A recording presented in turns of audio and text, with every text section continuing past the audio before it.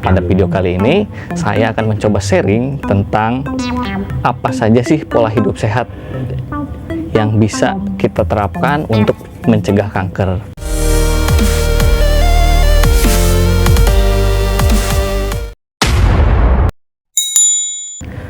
Halo, kembali lagi bersama saya Isakar Seudanasa, praktisi kesehatan di bidang keperawatan. Nah, pada video sebelumnya di kolom komentar ada yang komentar nih dari akun Musanah. Komentarnya ini nih. Nah, jadi untuk tahu cara mencegah kanker, kita harus tahu dulu nih hal mendasar tentang kanker itu. Jadi kanker itu kan sel yang abnormal. Nah, sel itu adalah makhluk hidup. Jadi salah satu cara untuk mencegahnya yaitu dengan menjaga pola hidup kita. Jadi pola hidup kita tuh harus benar-benar sehat. Jadi kita harus menjaga pola hidup kita tetap sehat. Nah, pola hidup sehat kan itu terlalu umum ya. Nah, pada video kali ini saya akan mencoba sharing tentang apa saja sih pola hidup sehat yang bisa kita terapkan untuk mencegah kanker. Nah, apa saja itu? Tonton video ini sampai habis.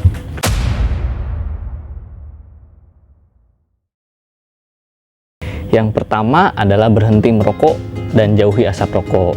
Nah, sudah jadi rahasia umum kalau merokok itu mengakibatkan berbagai macam penyakit dan salah satunya kanker. Nah, terus di berbagai penelitian juga disebutkan bahwa asap pembakaran rokok itu bersifat karsinogenik atau dapat memicu kanker. Jadi bisa disimpulkan bahwa bukan hanya perokok saja yang merasakan efek dari karsinogenik itu, tapi juga orang di sekitar perokok itu karena mereka juga menghisap asap rokok itu. Jadi untuk poin ini mungkin perlu pemahaman dan kesadaran dari individu-individu itu sendiri bahwa merokok itu hal yang bukan hanya merugikan dirinya sendiri tapi juga merugikan orang lain. Nah, salah satu cara mencegahnya yaitu sudah kita ketahui bahwa di berbagai tempat sudah ada smoking area. Nah, untuk temen-temen nih yang masih bandel, masih merokok, saya anjurkan sih kalau merokok tolong jauhi orang-orang, apalagi anak kecil, merokoklah di smoking area itu. Jadi jangan sampai kalian yang merokok, orang lain yang juga ikut merasakan akibatnya gitu ya. Jadi merokoklah di smoking area, tapi bagusnya sih gak usah merokok lagi ya gitu. Terus yang kedua itu jaga pola makan tetap sehat. Nah, perlu diketahui bahwa sel-sel dalam tubuh ini bekerja dengan normal itu karena asupan nutrisi yang bergizi. Nah, jadi dengan menjaga pola makan kita bergizi bisa menghindarkan teman-teman nih dari kemungkinan terjadinya kanker. Nah, tapi pola makan sehat itu kan terlalu umum ya. Ada beberapa poin penting yang harus teman-teman ketahui tentang pola makan ini. Jadi pola makan yang saya anjurkan itu kalau bisa setiap hari sih mengkonsumsi buah atau sayuran, terutama sayuran-sayuran yang seperti bayam, wortel, seperti itu. Karena apa? Karena nutrisi sayuran itu bisa memproteksi DNA dari kerusakan sel, jadi itu baik. Jadi kalau bisa nih setiap hari teman-teman mengkonsumsi buah-buahan atau sayur-sayuran. Terus yang kedua tuh batasi makanan yang berkalori tinggi, lemak, dan pengolahannya lewat dibakar, sama seperti video sebelumnya. Jadi makanan-makanan yang dibakar itu kan bisa memicu kanker. Nah, kalau bisa pengolahan makanannya nih dirubah jadi ke olahan yang tumis, kukus, atau rebus seperti itu. Terus poin ketiga dari pola makan sehat ini ya seperti pada video sebelumnya, berhenti kebiasaan minum alkohol itu, berhenti. Itu sama seperti merokok tadi. Jadi kalau bisa kebiasaan minum alkohol pun sudah jangan dilakukan lagi, sama seperti merokok. Itu pada poin menjaga pola makan tetap sehat ya. Terus yang ketiga itu rajin olahraga.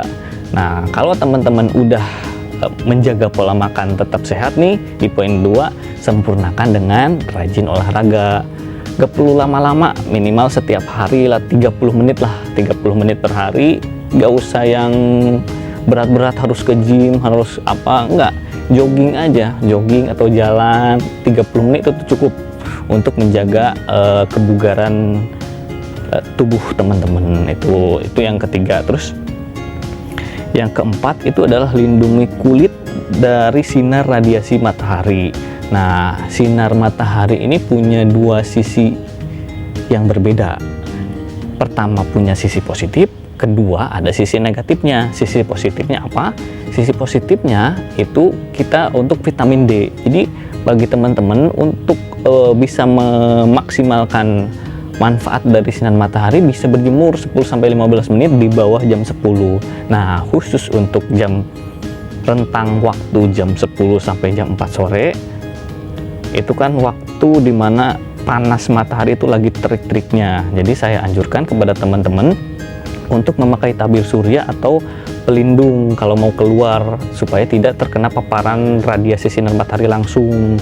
Karena apa? Karena bisa saja itu menjadi salah satu pemicu untuk terjadinya sel kanker kulit gitu. Jadi kalau keluar pas terik-teriknya, pasti sih kalau nggak usah dikasih tahu ya, kalau panas pasti memakai payung atau jaket gitu kan. Itu perlu teman-teman lakukan biar mencegah paparan langsung dari sinar matahari yang terik itu nomor 4. Nomor 5 adalah lakukan vaksinasi untuk mencegah kanker.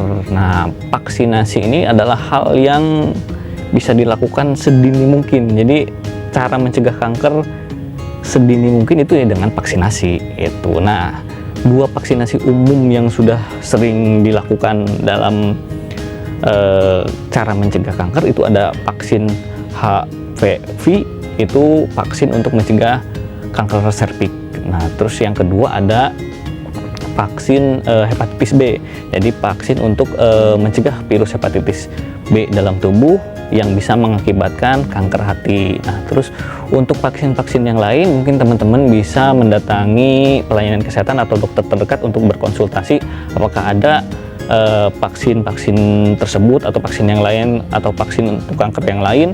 Bisa datang ke pelayanan kesehatan terdekat atau dokter terdekat, atau juga bisa datang ke rumah sakit kanker Darmais untuk konsultasi. Itu nomor 5. Nomor 6 itu pertimbangkan untuk minum pil KB. Nah, pada video sebelumnya sudah saya jelaskan bahwa mengkonsumsi obat-obatan hormonal dengan dosis tinggi dan jangka waktu yang lama itu bisa menjadi salah satu faktor pencetus terjadinya kanker. Nah, jadi untuk teman-teman khususnya wanita nih, wanita yang mungkin akan mengkonsumsi jenis kontrasepsi ini yaitu meminum pil KB, saya anjurkan sih untuk konsultasikan dulu dengan dokter.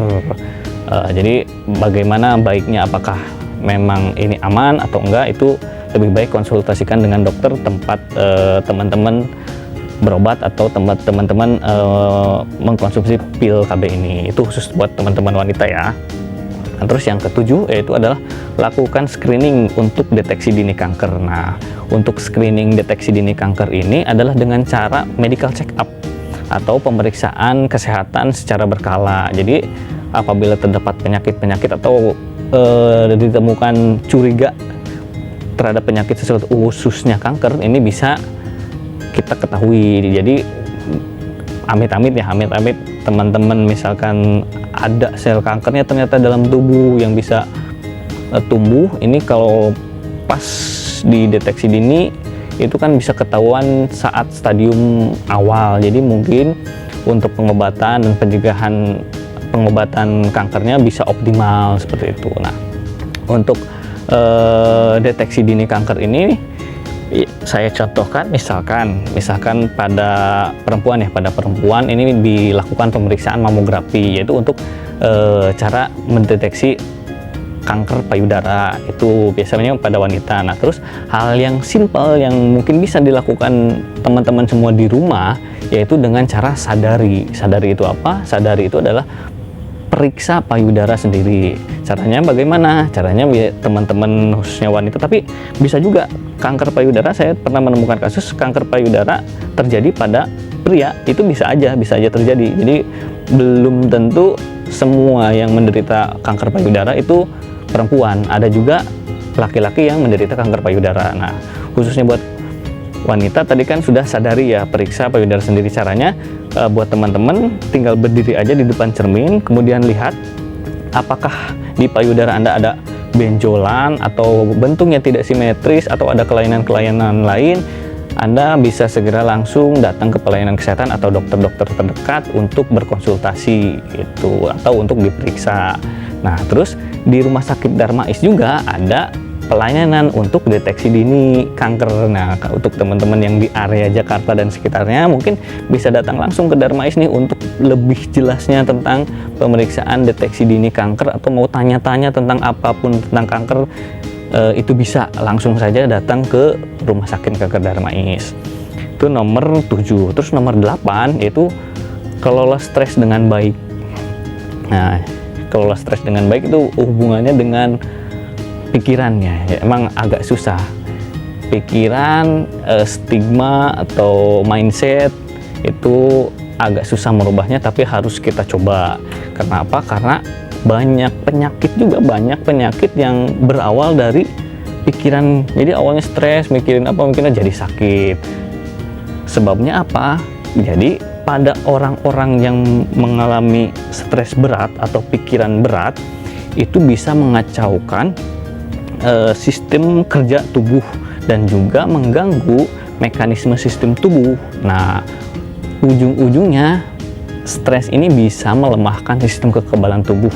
Nah, jadi di saat sistem imun atau sistem kekebalan tubuh kita turun, otomatis penyakit-penyakit bisa dengan gampang masuk ke dalam tubuh kita gitu. Jadi kita harus bisa mengelola stres dengan baik. Kalau ada apa, kalau ada masalah, kalau ada pikiran, ya lebih baik diungkapkan atau gimana, pokoknya jangan sampai kita stres gitu. Stres tentang pekerjaan, tentang jodoh, tentang keuangan, itu boleh saja kita pikirkan, jangan sampai gak kita pikirkan, tapi jangan terlalu berlebihan pikirnya itu. Jadi karena apa? Karena semua pasti ada solusinya. Nah, itu 8 poin tentang pola hidup sehat yang bisa kita terapkan untuk mencegah terjadinya kanker. Nah, mudah-mudahan video ini bisa bermanfaat bagi teman-teman. Mudah-mudahan teman-teman dan saya juga bisa menerapkannya dalam kehidupan kita sehari-hari.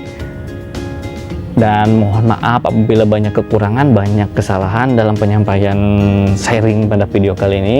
Apabila ada teman-teman yang punya persepsi lain atau punya edukasi lain tentang cara mencegah kanker, boleh silakan sharing saja di kolom komentar. Jangan sungkan-sungkan, komentar saja. Atau apabila ada teman-teman yang mau menanyakan tentang kanker atau penyakit yang lain, bisa komentar di bawah di kolom komentar aja, jangan sungkan. Oke. Dan satu lagi untuk teman-teman, mohon untuk di share ke teman-temannya yang lain. Karena apa? Karena menyebarkan kebaikan itu indah. Jadi mudah-mudahan pola hidup sehat yang sudah saya sampaikan ini bukan hanya bagi saya atau bukan bagi teman-teman yang sudah lihat video ini, tapi buat teman-teman yang di luar sana juga bisa mengaplikasikannya di kehidupannya sehari-hari. Oke, mungkin cukup segitu aja dulu untuk video kali ini. Mudah-mudahan seperti tadi bisa bermanfaat bagi teman-teman, dan jangan lupa like, comment, subscribe. Nah, untuk video-video selanjutnya juga jangan sampai kelewatan, nantikan video-video selanjutnya. Oke, mungkin cukup sekian dari saya, mudah-mudahan bisa bermanfaat. Bye bye, ciao.